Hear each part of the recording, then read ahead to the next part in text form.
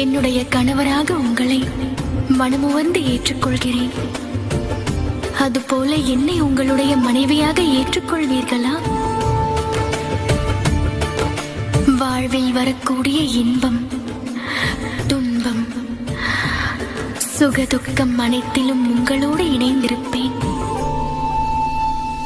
மரணத்தால் மட்டும்தான் பிரிவை உண்டாக்க இயலும்.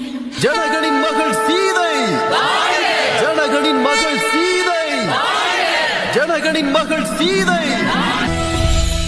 நாம் இணைவதற்கு காரணம் நான் அல்ல, அந்த இறைவன். அவருக்குத்தான் நன்றி சொல்ல வேண்டும். இன்றிலிருந்து நீங்கள் நானாகவும் நான் நீங்களாகவும் வாழ்வோம். நம்